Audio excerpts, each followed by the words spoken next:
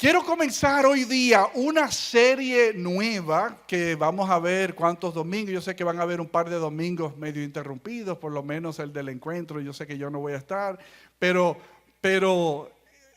quiero comenzar una serie que va a durar 7 semanas, donde quiero hablar de esos mensajes que el Señor le hizo llegar a unas 7 iglesias en un momento determinado de la historia temprana de la iglesia del Señor, ¿no? Que se encuentra en el libro de Apocalipsis. Si pueden ir conmigo, vayan al libro de Apocalipsis. Es el último libro del Nuevo Testamento. He titulado esta serie A quien pueda interesar. Ustedes saben que cuando uno hace una carta no destinada específicamente a alguien, o uno no sabe a quién es que le ocupa leer y manejar el contenido de dicha correspondencia, uno tradicionalmente usa esta expresión, a quien pueda interesar.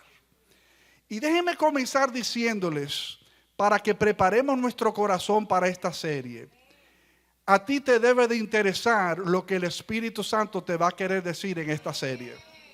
Te tiene que interesar lo que el Espíritu Santo nos va a comunicar a lo largo de estas semanas con el contenido de estos mensajes que el Espíritu Santo le hizo llegar, ¿no?, a estas iglesias en ese momento en particular. Que uno pudiera leer ese pasaje y decir, bueno, pero eso fue un mensaje para esas iglesias en un momento histórico, contextual, circunstancial, específico. Eso nada que ver tiene con nosotros hoy día en el 2025. No, mis amados. Todo tiene una aplicación para nosotros hoy día. Si no, realmente sería como algunos dirían de la Biblia, es un libro obsoleto, arcaico, ¿no?, desfasado, viejo, que no tiene nada que sumarnos, unos pensamientos de antaño, que nada tiene que ver con el 2025. Tiene todo que ver, hermanos, con el 2025. Porque el cielo y la tierra pudiesen pasar, pero su palabra nunca pasará, mis amados. Su palabra está siempre vigente, actualizada, siempre pertinente para nuestras vidas. De modo tal que en el 2100, si el Señor no ha vuelto, y posiblemente Sarita esté ya bien envejecida, si en el 2100 el Señor no ha vuelto por nosotros y nosotros ya no estaremos aquí, sépase que este mensaje va a ser pertinente para los que estén presentes en el 2100.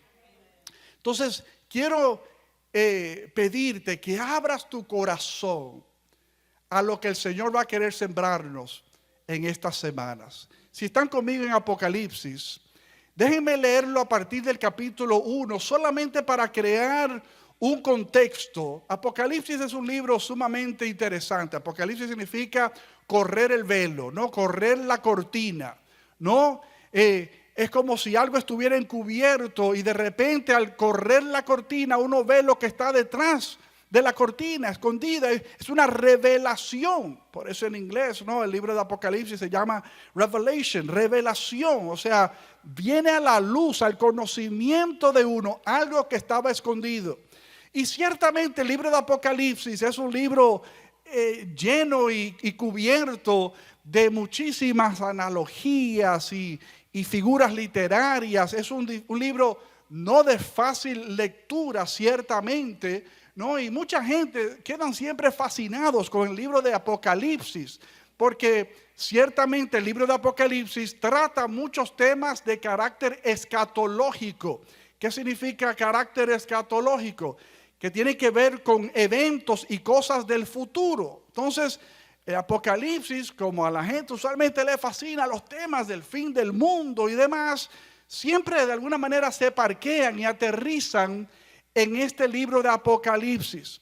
Y siempre decimos nosotros, ¿no?, para el que es lector nuevo de la palabra de Dios, el que es nuevo creyente, como mi mamá que está por ahí sentada, le he escuchado decir antes que ella cometió el error cuando se convirtió, de uno de los primeros libros que comenzó a leer fue el libro de Apocalipsis, y que quedó más mareada, ¿no? que un gato que le den vuelta en un bolso, ¿no?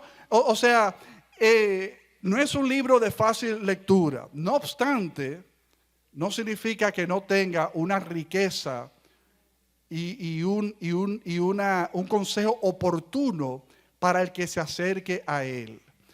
El libro de Apocalipsis, ¿no? En estas 7 semanas solamente voy a estar leyendo del capítulo 1, 2 y 3, ¿no? Y no vamos a descubrir el código Da Vinci ni nada de eso. O sea, no vamos a hablar nada ultra estrambótico, sino que vamos a ver de manera práctica lo que el Espíritu Santo quiso comunicar a la iglesia local. Déjenme, antes de leer a partir del capítulo 1, decir que estos mensajes a estas 7 iglesias, cada una de estas iglesias y estos mensajes tienen una especie, digamos, de formato. El formato es el siguiente: en todos hay una encomienda. La encomienda es: escribe al ángel de la iglesia tal, ¿no? En el caso de hoy vamos a ver el mensaje a la iglesia de Éfeso, ¿no?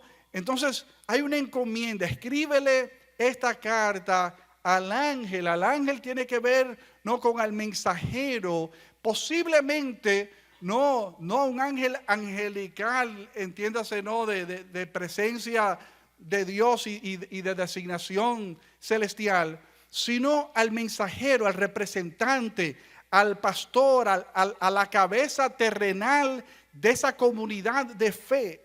Escribe al ángel de la iglesia tal. No solamente hay una encomienda, sino que en la mayoría de los mensajes hay un elogio. Digan conmigo: elogio. Ustedes saben que siempre sugerimos, para la buena comunicación, que cuando hablemos con las personas, y casi siempre cuando hablamos de las personas es porque queremos corregir algo, entramos de una vez corrigiendo. Mira, fulano de tal, quiero hablar contigo, siéntate ahí. Mira, tal cosa que tú dijiste, que de una vez comenzamos a cortar hierba, ¿no? Y a machetear a la persona, y predisponemos a la persona. O sea, desde que nos ven la cara demudada, el tono de voz, ¿no?, la urgencia con que tú le solicitas la audiencia, o sea, saben y ven que es acribillar los que van. Siempre decimos, cuando tú hablas con una persona, trata siempre de preparar el camino elogiando, porque de seguro el otro tiene algo bueno que resaltar. Tu esposo, aunque sea difícil, tiene algo bueno que resaltarse. Pocos amenes, ¿no? Pero los hombres dicen amén, ¿no? O sea, porque las mujeres a veces nos sientan, no solamente para cantarnos, ¿no? O sea, hay algo bueno. Si usted busca bien, algo usted va a encontrar. O su hijo, ¿no? Que a veces, como yo he puesto el ejemplo, vienen con la tarjeta de las notas y tiene 7 A y una C. Y nosotros de una vez nos parqueamos con la C, pero esa C es terrible. ¿Por qué tú sacaste una C en matemática? Y somos incapaces de decir: wow, sacaste una en historia, excelente. Sacaste una en ciencia, qué bueno. O sea, y celebrar las 7 A. Y entonces hablemos, ¿no?, de la C. ¿Y qué te pasó con matemática? O sea, ¿por qué sacaste una C? ¿Están conmigo, mis amados? Entonces, sépase que el mensaje a cada una de estas iglesias, el Espíritu Santo hizo un esfuerzo por siempre resaltar lo que se podía resaltar. Había un elogio, pero también había una reprensión, ¿no? Habían cosas que el Espíritu Santo quería corregir, quería señalar, quería traer a la atención del otro, para que el otro, en este caso esa iglesia local, tomaran carta en el asunto y cobraran conciencia y dijeran: wow, es verdad, debo de cambiar esto. Entonces hay un elogio, hay una reprensión. Usualmente en estos mensajes hay un consejo, no solamente le señala, sino que más o menos lo orienta. ¿Cómo pudieses corregir lo que te estoy diciendo debes de corregir? Y al final de cada mensaje, por lo usual hay una promesa, ¿no? Una promesa de una bendición si logran encarrilarse por las expectativas de Dios. 5 de estas 7 iglesias a que se les mandan un mensaje, 5 de las 7 son reprendidas. Solo 2 iglesias no lo fueron. La iglesia de Esmirna y la iglesia de Filadelfia. Y la Odisea, que fue una de las iglesias, solo recibió reprensión. Entonces, eso solamente para darles ese contexto general. ¿Están conmigo en Apocalipsis 1? Apocalipsis 1. Sí, no, pero voy a leer desde el 1. O sea que aguántenmelo ahí, todavía no estoy ahí. Apocalipsis 1, eso no está en pantalla, así que búsquenlo ahí en sus Biblias. Apocalipsis 1. Dice la revelación de Jesucristo que Dios le dio para manifestar a sus siervos las cosas que deben suceder pronto. Y la declaró enviándola por medio de su ángel a su siervo Juan. Este Juan, quien escribió Apocalipsis, escribió el Evangelio de Juan, escribió primera, segunda y tercera de Juan, ¿no?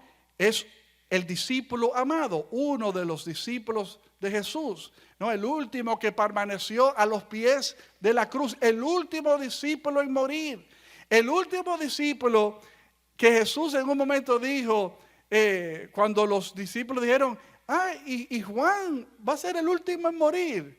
O sea, y Jesús le dijo, espérate, mi business con Juan, o sea, ¿a ti qué? O sea, eso no es contigo, pero no estaban lejos de lo cierto, fue el último en morir, ¿no?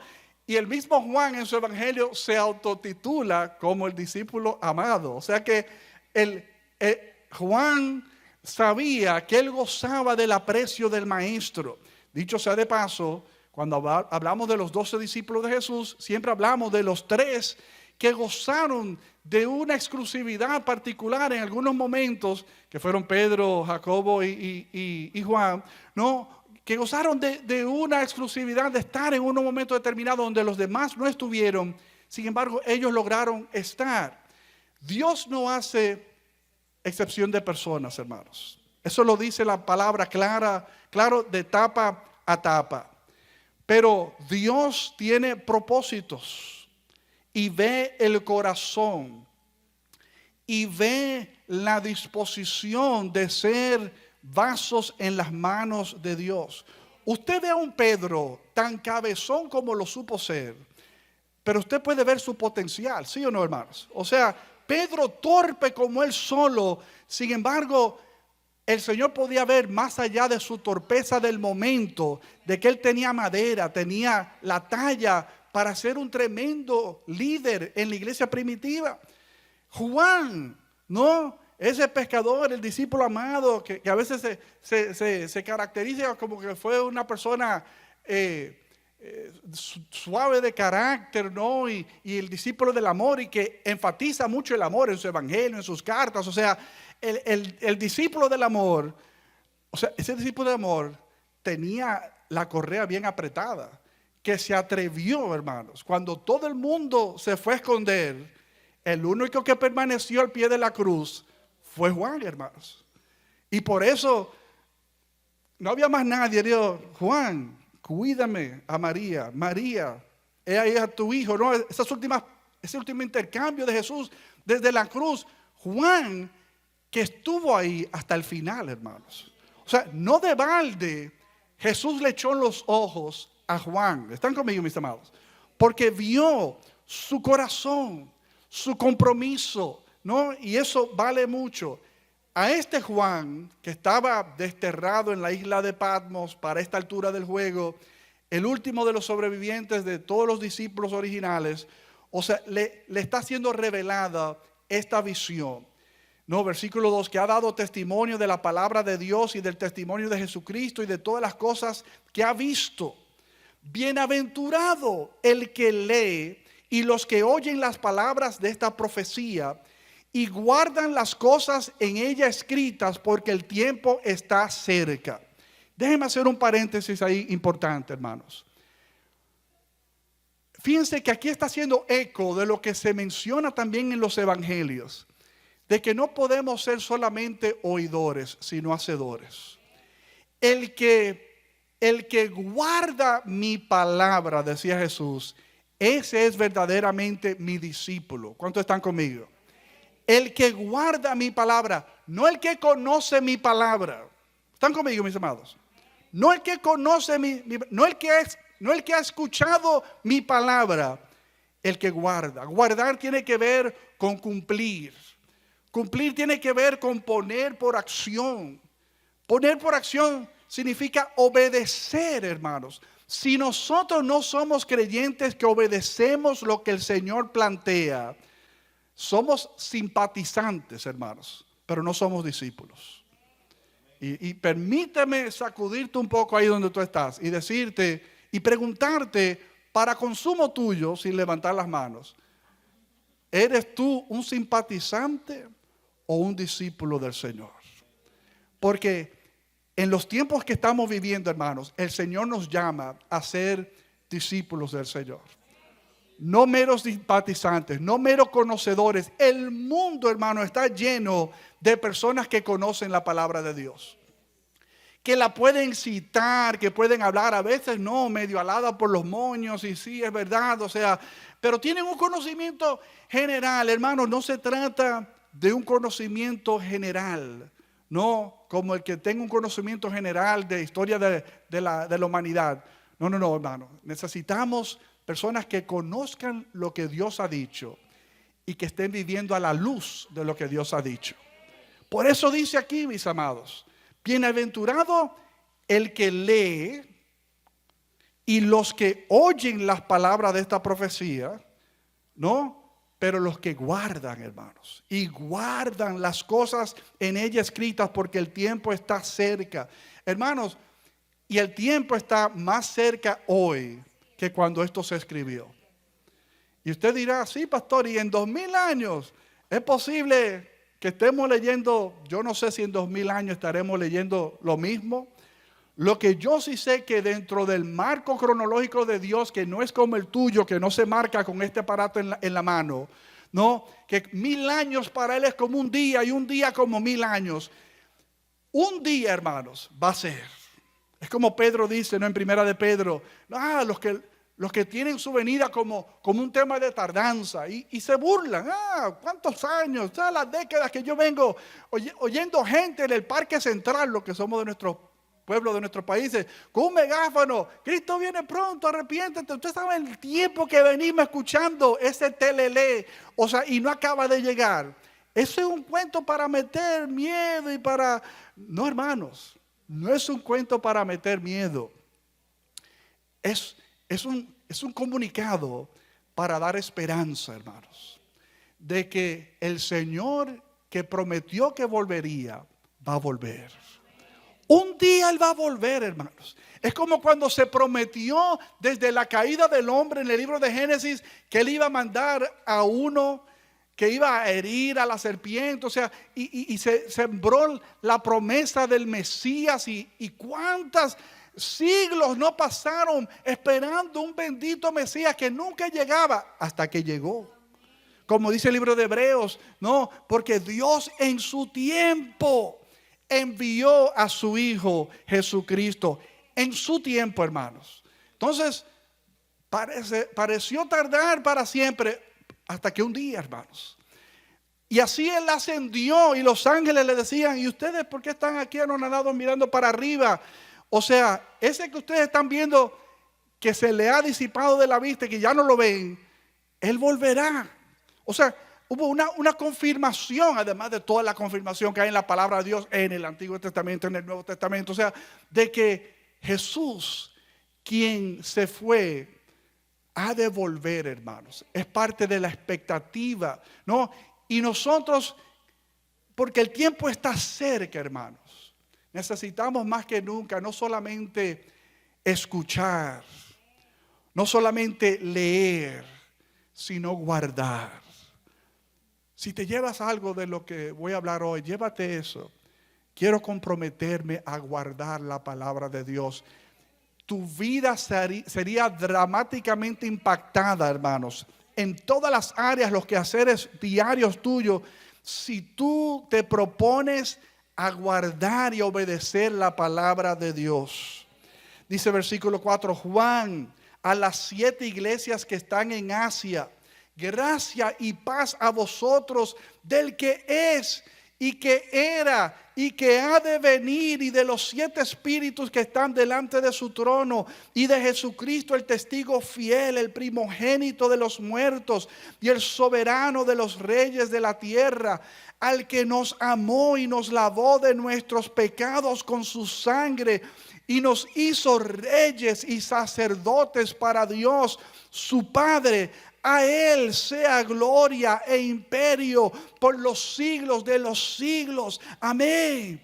He aquí que viene con las nubes, y todo ojo le verá, y los que le traspasaron, y todos los linajes de la tierra harán lamentación por él. Sí, amén. Yo soy el alfa y el omega, principio y fin, dice el Señor, el que es y que era y que ha de venir, el Todopoderoso. Si usted ahí no leyó el énfasis en que Él ha de venir, se lo perdió. Vuélvalo a leer, ¿no? Él vuelve, hermanos. Versículo 9. Yo, Juan, vuestro hermano y copartícipe vuestro en la tribulación, en el reino y en la paciencia de Jesucristo. Todo un tema, hermanos. Porque sépase, si usted se metió en esto, ¿no? Usted no está exonerado de tribulaciones y conflictos y dificultades y sinsabores en su día a día. No, y siempre tengo que decir, porque es una de las cosas que a mí más me da gracia. Yo hasta se me ve el smirk en la cara cuando oigo un nuevo convertido. Pastor, es que se me han caído los palitos desde que vine al Señor. En vez de irme mejor, como que me está yendo peor. Y yo solamente digo por dentro, vas bien. O sea, the enemy has taken notice. El enemigo ha tomado carta en el asunto. Tú estabas muy tranquilito, ¿no? En las garras, en las faldas del enemigo. Desde que te moviste de allí, te comenzaste a acercar a su luz admirable, a su cruz. O sea, el diablo ha movilizado un sinnúmero de circunstancias en contra tuya. It's not a bad thing. No es tan malo que las cosas no se te estén dando como tú quisieras que se te estén dando. Porque en medio de cualquier caos que pueda reinar en tu vida, hermanos, sépase que el Señor no se mueve de su trono. Que el Señor está ahí presto para ti, para bendecirte, para revelarse a tu vida. Y dice, no, las tribulaciones en el reino, la paciencia, hermanos, que se requiere en Cristo. Dice, estaba en la isla llamada Patmos por causa de la palabra de Dios y el testimonio de Jesucristo. O sea, Juan lo que estaba diciendo es, hermanos, sí, yo me identifico con sus tribulaciones. Aquí estoy yo lejos de mi casa y de mi gente, desterrado en una isla, no en el medio del agua, no porque me han dado persecución a causa de mi fe. Dice versículo 10, yo estaba en el Espíritu en el día del Señor y oí detrás de mí una gran voz como de trompeta que decía, yo soy el alfa y el omega, el primero y el último. Escribe en un libro lo que ves y envíalo a las 7 iglesias que están en Asia. ¿Cuáles son las 7 iglesias? A Éfeso, Esmirna, Pérgamo, Tiatira, Sardis, Filadelfia y Laodicea. Y me volví para ver la voz que hablaba conmigo, y vuelto vi 7 candeleros de oro, y en medio de los 7 candeleros a uno semejante al Hijo del Hombre, vestido de una ropa que llegaba hasta los pies y ceñido por el pecho con un cinto de oro. Su cabeza y sus cabellos eran blancos como la blanca lana, como nieve. Sus ojos como llama de fuego y sus pies semejantes al bronce bruñido, refulgente como un horno, y su voz como estruendo de muchas aguas.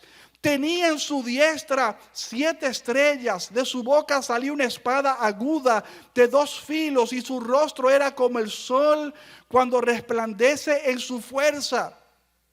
Cuando le vi, caí como muerto a sus pies. Y haciendo un paréntesis rápido, porque no me voy a meter en detalles y qué son las estrellas y los candeleros, son las iglesias, son los encargados de la iglesia, o sea, tema para otro día.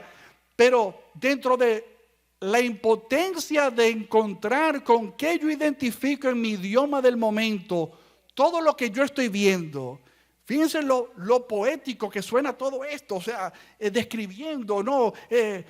Hasta los pies, que sé yo qué, que un ciño de oro, que fuego, que blanco como la nieve, o sea, de alguna manera tenía que articular lo que estaba viendo en la visión, ¿no?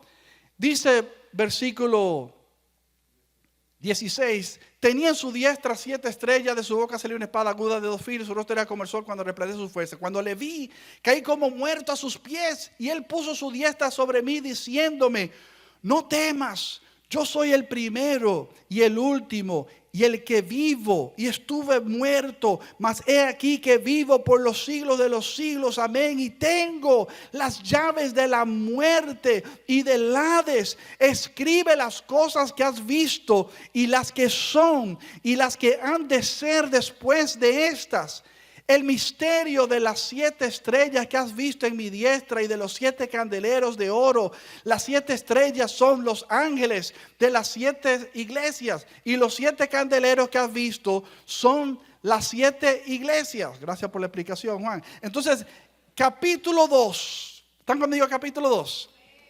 Dice, ahora sí está en pantalla, capítulo 2. Dice: escribe al ángel de la iglesia en Éfeso, el que tiene las 7 estrellas en su diestra, el que anda en medio de los 7 candeleros de oro, dice esto: yo conozco tus obras y tu arduo trabajo y paciencia, y que no puedes soportar a los malos, y has probado a los que se dicen ser apóstoles y no lo son, y los has hallado mentirosos, y has sufrido, y has tenido paciencia, y has trabajado arduamente por amor de mi nombre, y no has desmayado.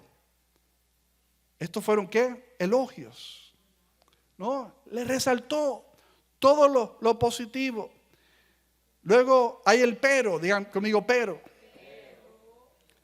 Siempre que hay un pero en la Biblia, sépase que hay que sentarse, el que esté sentado recuéstese, el que está recostado vírese, o sea, porque lo que viene es fuerte, ¿no? Pero tienes esto, que aborreces las obras de los nicolaítas, las cuales yo también aborrezco. El que tiene oído, oiga lo que el Espíritu dice a las iglesias. Al que venciere, le daré a comer del árbol de la vida, el cual está en medio del paraíso de Dios. Lo primero que yo veo aquí, mis hermanos, es que el Señor conoce. Ajá, ¿qué salté?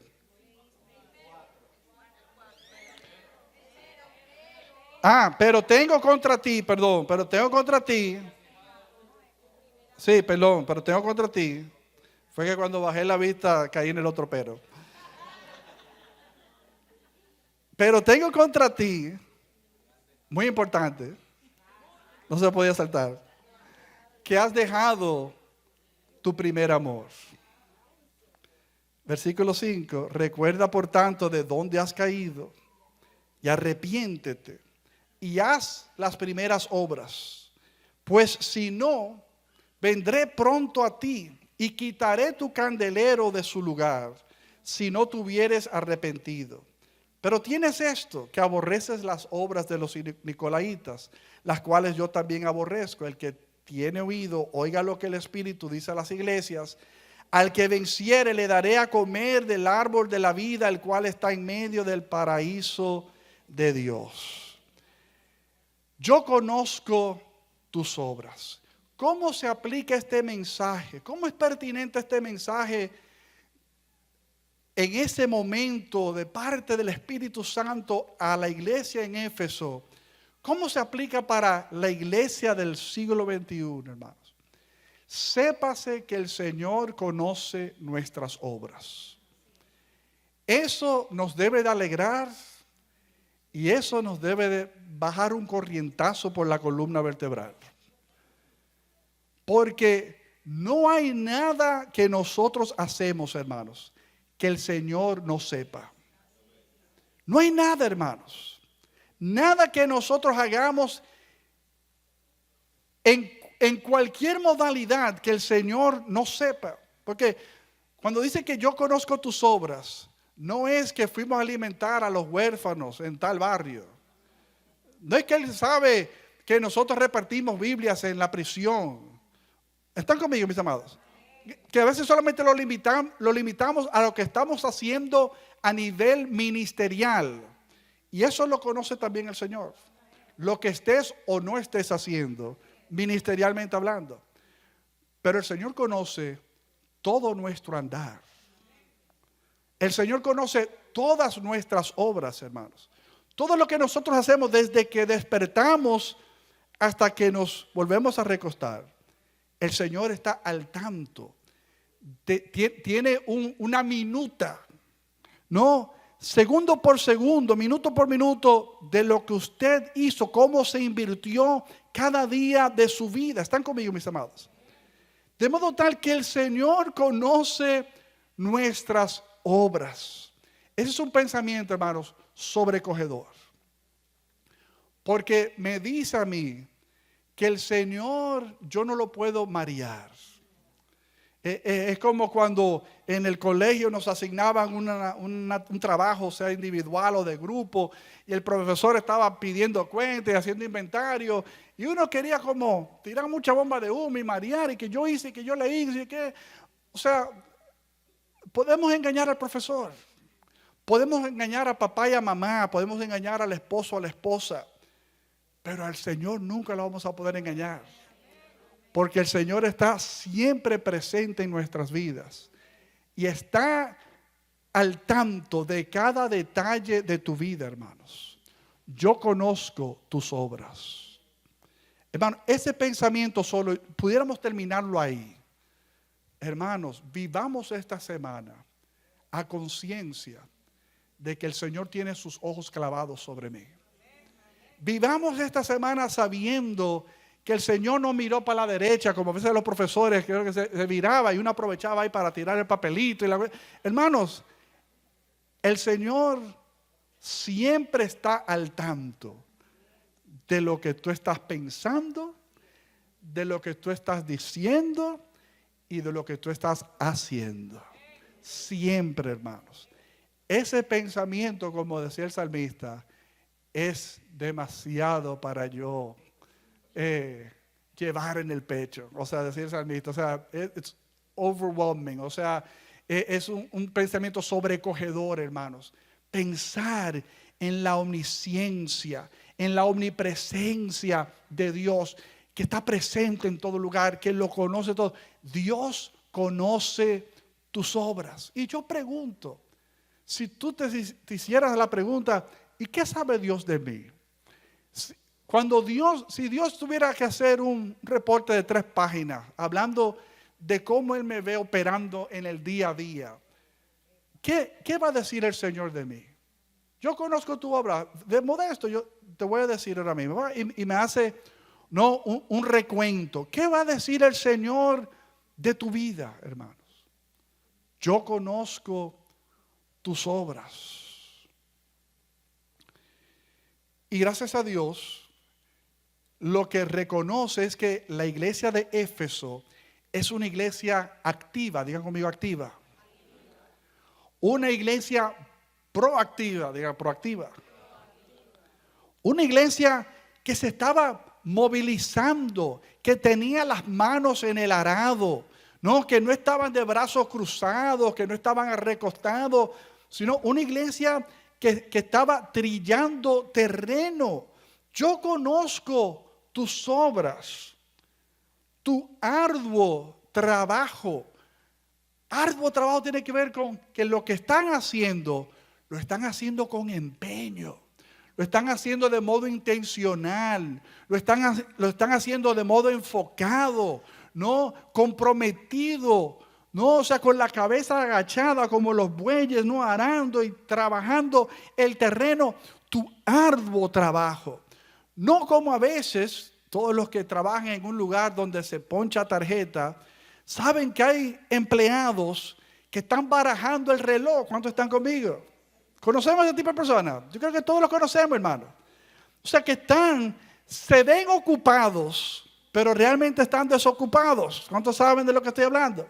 No, se ven como que están haciendo ejercicio, como cuando uno va al mall y uno le da 7 vueltas al mall, ¿no? Aprovechando, haciendo ejercicio en el mall. Gente que están en el trabajo, aprovechando, haciendo ejercicio y se mueven de un lugar a otro y se ven y se paran y se levantan, o sea, están como un carrusel. Pero están siendo poco productivos. El Señor sabía que la iglesia de Éfeso estaba fajada, que estaban sudando la gota gorda, que era una iglesia que estaba haciendo todo lo que estaba a su alcance, ¿no? Y con paciencia, que es una palabra muy clave porque paciencia es lo que te permite perdurar una tarea que no se hace de inmediato. ¿Cuántos están conmigo?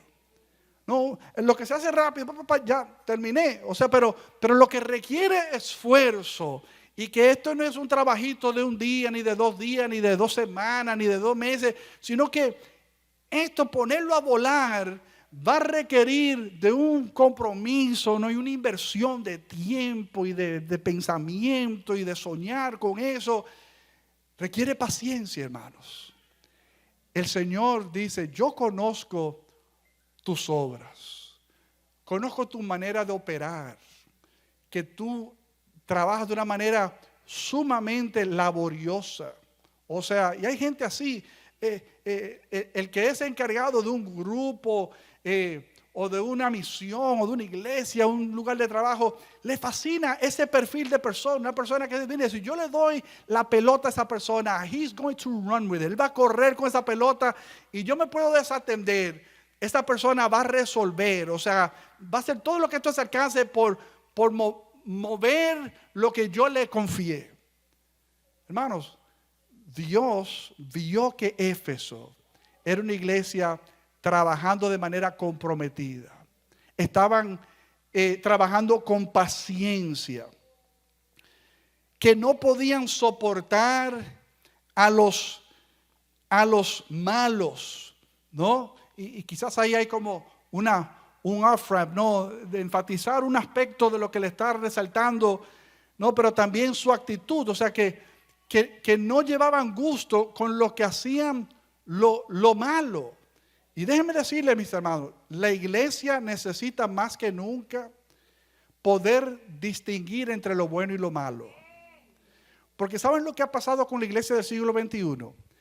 Que nos hemos congraciado tanto por no ofender, por no pisar los pies, o sea, y a lo malo no lo llamamos malo. Hermanos, eso se ve mucho hoy en día. O sea, y guardamos silencio. Y el Señor que haga justicia, el Señor que trate con él o con ella. No, hermano, usted es luz y sal. O sea, que le salga un poquito el espíritu de Juan el Bautista. O sea, y atrévase a decirle a Herodes, no, 2 o 3 cosas con el mayor decoro posible, ¿no? Pero decirlas, hermanos. O sea, porque usted dirá también, no, lo que pasa es que hoy en día se dice mucho que yo no soy quien para juzgar. O sea, juez solamente uno, Dios. Hermanos, siempre digo que es tema para otro día y un día voy a ver si hablo de eso, de hacer juicio. O sea, no, porque es que con la misma vara que tú midas, serás medido. O sea, that sounds fair, eso suena justo. O sea, si yo te voy a poner una expectativa y te lo voy a resaltar, yo tengo que saber, o sea, yo tengo que vivir, I have to live up to that. Yo tengo que vivir de acuerdo a lo que yo estoy esperando de ella, de él, porque con la misma vara que yo la mida a ella, voy a ser medido. Y eso es una buena cosa, eso es accountability, hermanos. O sea, eso es sostenernos a rendir cuentas, ¿no? Y a vivir a una altura y un calibre y una calidad y una eficiencia de vida ejemplar X. Porque si nosotros callamos, hermano, ahora no somos, como dije hace unas cuantas semanas, no somos policías del reino, hermanos. O sea, hay personas que les gusta andar patrullando, ¿no? Para señalar y fulano y tal, y se vuelven chismosos. Entonces, tú no sabes que yo vi, que sí que no estamos llamados. Ahora, usted, o sea, you're deputized, como decía Carmen, un cantante viejo que dejé caer la cédula, pero te va para otro día. Como decía una canción de Carmen, o sea, nosotros somos deputized, o sea, estamos oficializados, nos ha puesto un badge el Señor para ser embajador, representante, autoridad del reino, hermanos. Entonces, cuando dice que no soporta a los malos, en el idioma y en el verbiage que se usó para escribir eso, no en el griego, tiene que ver que no sostienen lo malo. O sea, que no le dan cabida a lo malo, que no le pasa paño tibio a lo malo, sino que a lo bueno lo llaman bueno y a lo malo lo llaman malo. ¿Están conmigo, mis amados? Necesitamos un poco de eso más en la iglesia del siglo XXI, hermanos. No solamente que seamos comprometidos de manera ardua y paciente con nuestro trabajo y que paralelamente nosotros vivamos bajo unos estándares de qué es lo correcto y qué es lo incorrecto, qué es bueno y qué es malo, qué agrada y qué no agrada a Dios, hermanos. Pero como dice aquí, y has probado a los que se dicen ser apóstoles y no lo son, y lo has hallado mentirosos. Evidentemente la palabra de Dios nos habla de muchos falsos. Digan conmigo, falsos. Habían falsos apóstoles, habían falsos profetas, habían falsos maestros, habían falsos hermanos, ¿no? O sea, la Biblia señala algo que no era verdadero, algo que parecía verdadero, pero en esencia no lo era. Para eso se requiere discernimiento, hermanos. Madurez, manejo de lo verdadero para poder detectar lo falso. Es como hemos dicho en otras ocasiones, los que trabajan en bancos, ¿no? Marlene, entre otros, ¿no? Saben que los que manejan dinero, billetes en la mano, es manejando y palpando lo verdadero que tú logras detectar lo falso.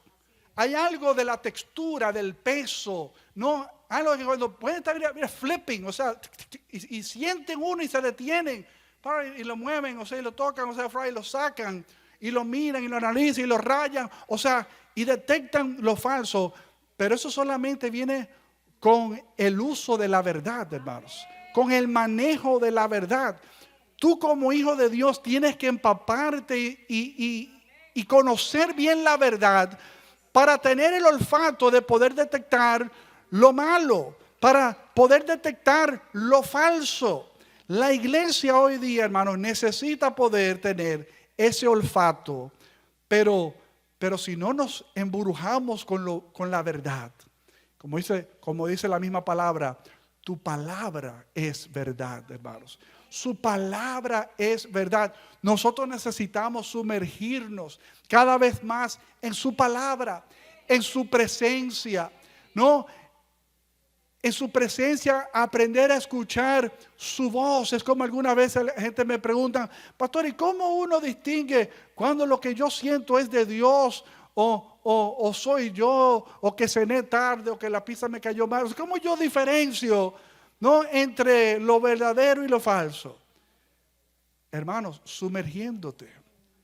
Cada vez más que tú te empapes con la presencia de Dios, tú vas a identificar, porque sus ovejas reconocen su voz. Sus ovejas reconocen su voz. Ahora, si usted no camina junto al pastor, hermano, usted no lo va a reconocer.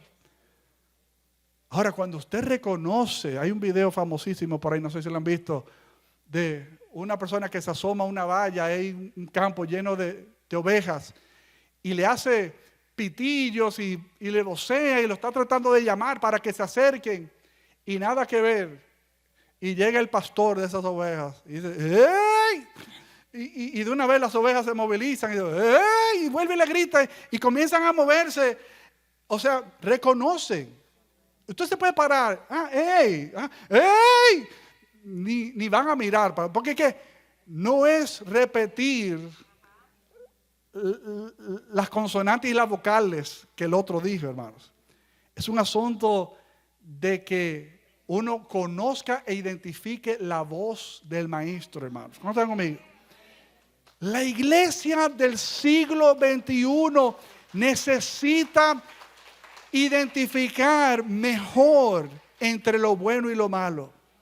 Necesita identificar mejor entre lo verdadero y lo falso, hermanos. Dice, has probado los que se dicen ser apóstoles y no lo son, y los has hallado mentirosos. Hermanos, necesitamos un poco más de eso en la iglesia del Señor. Es mi oración que Iglesia Victoria pueda contar con un cuerpo de creyentes lo suficientemente maduros, hermanos, como para caminar en este siglo, no dejándonos llevar por cualquier voz o corriente. Es como algunos pastores comentaban en estos días. Hoy en día, donde hay tanto acceso a tantas fuentes y plataformas de enseñanza y lo que fuese, ¿no?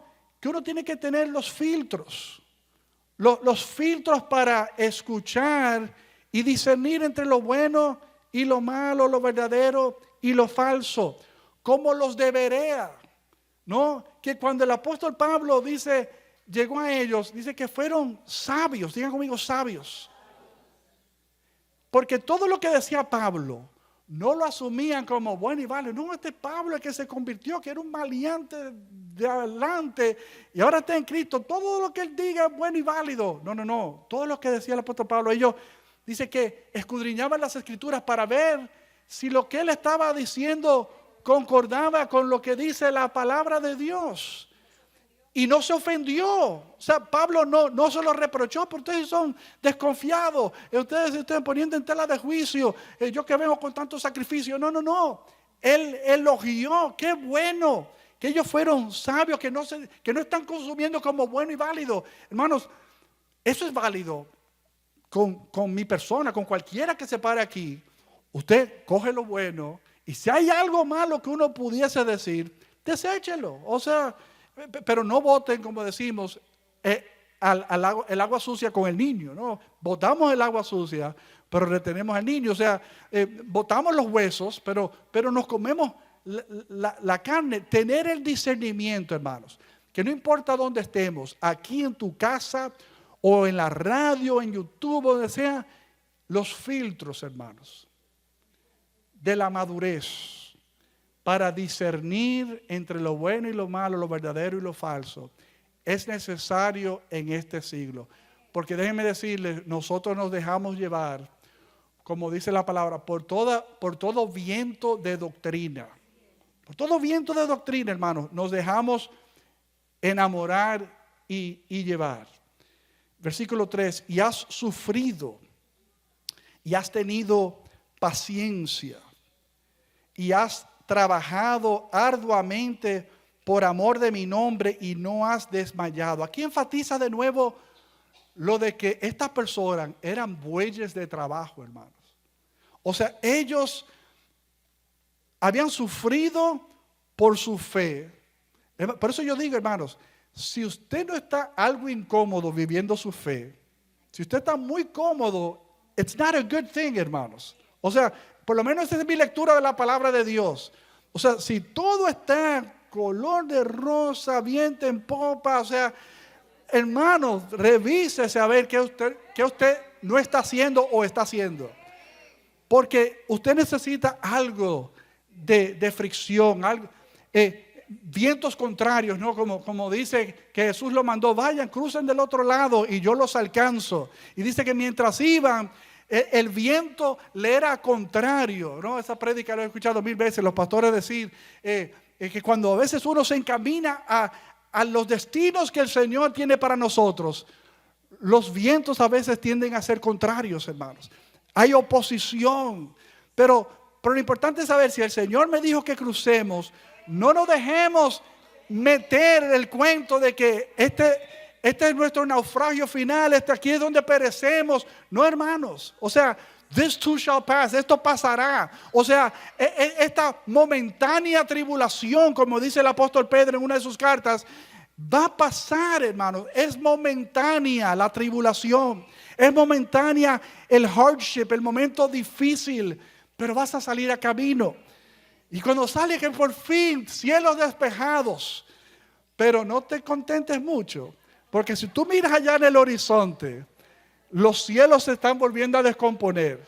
O sea que disfruta tus 5 o 6 días de sol, pero sépase que en algún otro momento algo va a pasar. O sea, te van a chocar el carro, te van a despedir del trabajo, el hermano te va a pisar los pies, o sea, y tú tienes que lidiar con el conflicto y la tribulación, ¿no? Y las dificultades, y salir a camino, crecer, madurar en tu carácter, en Cristo, ¿no? Y poder realmente vivir la plenitud de Cristo, hermanos. De modo tal, hermanos, esta iglesia sabía de trabajo. Era una iglesia que tenían las mangas remangadas, una iglesia laboriosa, con paciencia, arduamente, por amor de su nombre. Lo hacían, no lo estaban haciendo porque querían darse un nombre, a Iglesia Victoria, Iglesia Santa de qué sé yo qué, o el nombre que lleva la iglesia. No lo estaban haciendo por ganar su nombre, el pastor, el reverendo, el obispo, qué sé yo qué. No, hermanos, lo estaban haciendo por amor de su nombre, hermanos. Esta tiene que ser, hermanos, la manera en que nosotros caminemos con las tapitas como los caballos, enfocados en hacerlo a Él grande, a Él famoso, darlo a Él a conocer. Y que no has desmayado, hermanos. Esa iglesia no tenía acabadera. O sea, no había manera de fatigarlos, de cansarlos. O sea, they were workhorses, eran caballos de trabajo. Pero, hermanos, pero tengo contra ti que has dejado tu primer amor. Y quiero terminar con esto, mis amados. Tengo contra ti que has dejado tu primer amor.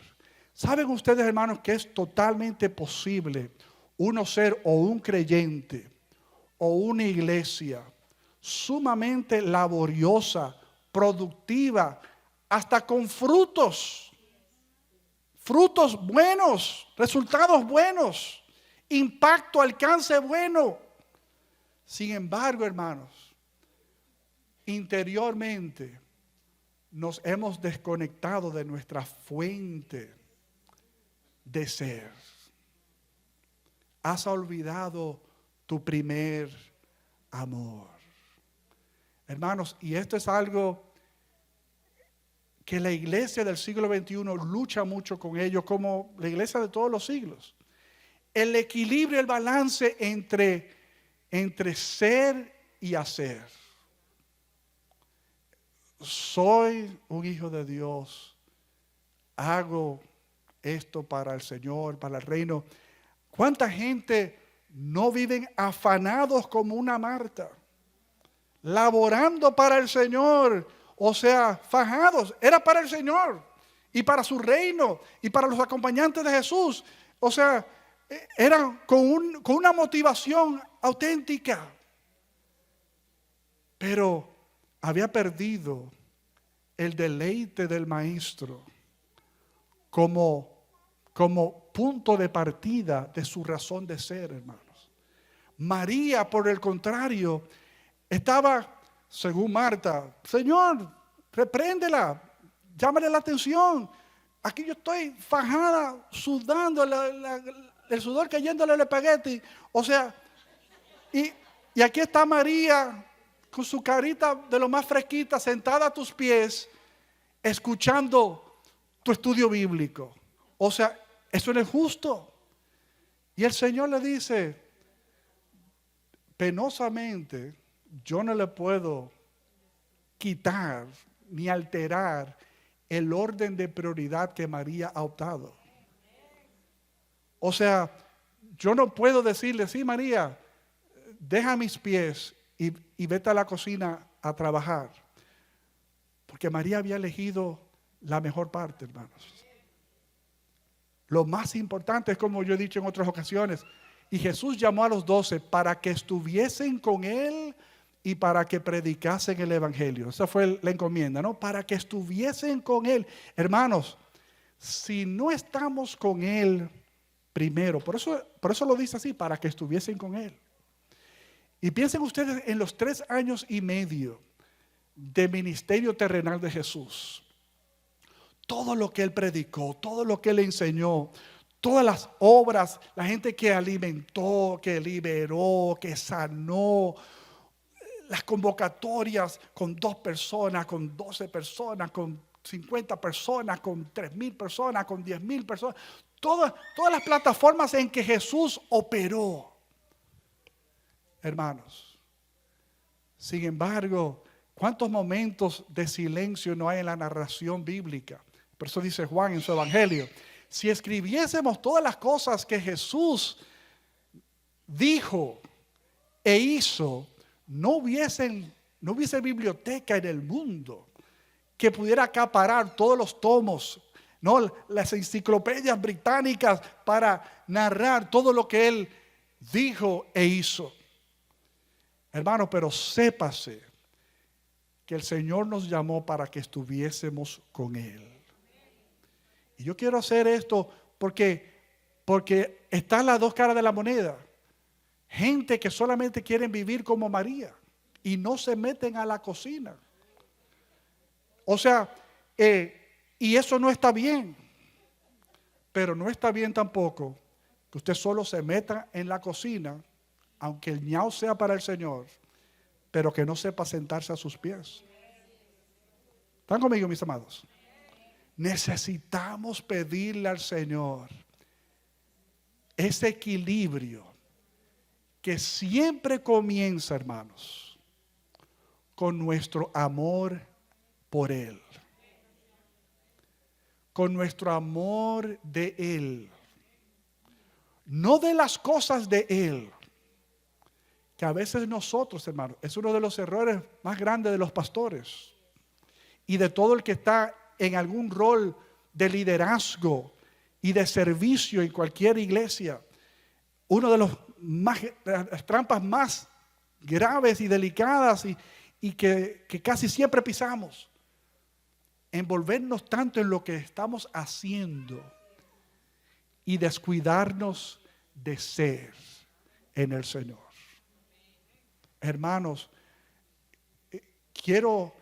yo sé que el tono mío ha bajado casi fúnebre, pero es importante, hermanos, que nosotros nos llevemos esta revelación, valga Apocalipsis, la revelación, este mensaje que el Espíritu, como dice cada uno de los mensajes, está la nota, el que tenga oídos, oiga lo que el Espíritu dice a su iglesia. Necesitamos, hermanos, enamorarnos del Señor una vez más. Porque si operamos en automático, I've done this so long. Yo he hecho tanto, esto yo lo hago, mira, con los ojos cerrados. O sea, yo he hecho esto, o sea, y somos caballos de trabajo. Y somos muy eficientes y estamos echando para adelante, hermanos, pero hemos olvidado, dejado nuestro primer amor. Ese vocablo que se usa para dejado es muy interesante. Es realmente como que fuimos a un lugar y depositamos algo y nos alejamos. O sea, dejamos, o sea, le dimos la espalda. Eso está por allá lejos. Hemos dejado nuestro primer amor, hermanos. No puede ser. ¿Dónde te encuentras tú en esta mañana? ¿Dónde estás tú con tu caminar con el Señor? Recuerda, por tanto, de dónde has caído. Y fíjense que la expresión es interesante, porque es como el que está escalando una montaña, ¿no? Ustedes saben que clavan unos tornillos para que ese sea como un punto de seguro, es como los celulares de la actualización.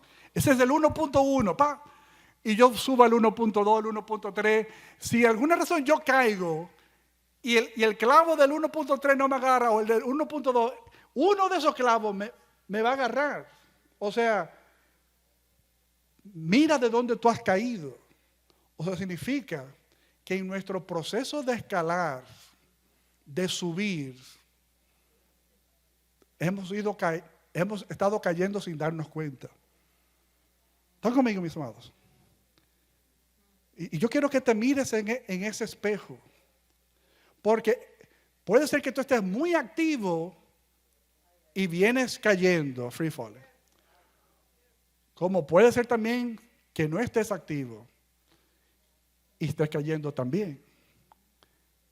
Quizás ni hasta haya subido. O sea, pero ¿dónde te encuentras tú en la travesía del scaling, ¿no? De escalar esa montaña? ¿Dónde te encuentras tú? Porque dice, recuérdate de dónde has caído. O sea, es que si, parece que el oyente si hace memoria, wow, yo todas las mañanas le dedicaba 15 minutos al Señor para leer algo de su palabra, decir, Señor, háblame por tu palabra. ¿Qué tú quieres de esta lectura que habla a mi corazón? Que yo aprovechaba antes, cuando estaba más alto en la montaña, el break, me iba al carro, ¿no? Y me comía mi sanguchito que me traje y allí lloraba, Señor, gracias por este día, Señor, mira esta situación, ayúdame en las horas que me quedan esta tarde, lidiar con... O tú estás corriendo en piloto automático, con tu head knowledge, tu conocimiento mental, tu experiencia laboral, o sea, las millas que tú llevas encima, tú estás doblando y rompiendo brazos y pisando cabeza, haciendo todo sin tomar a Dios porque lo dejaste. ¿Están conmigo, mis amados? Necesitamos recordar de dónde hemos caído y arrepentirnos, hermanos. Y es posible que una persona que esté tan efectiva, laboriosa para el Señor, para el Rey, el reino, tenga algo de que arrepentirse, absolutely. Y sobre todo algo tan grave como este, si ha dejado su primer amor. Tu primer amor, hermanos, es el Señor. No es como decimos con las hijas. Creo que el papá es el primer amor de las hijas. Yo sé que Rebeca quiere a Ryan y Raquel quiere a Héctor mucho más que a mí ese rato. Yo no me pongo mal, yo no me pongo guapo, no me enojo. Pero, hermanos, en lo espiritual, el primer amor siempre es el Señor. Siempre es el Señor. Recuerda de dónde has caído, arrepiéntete y haz las primeras obras. porque si no, vendré pronto a ti y quitaré tu candelero de su lugar si no te hubieras arrepentido. ¿Qué está diciendo?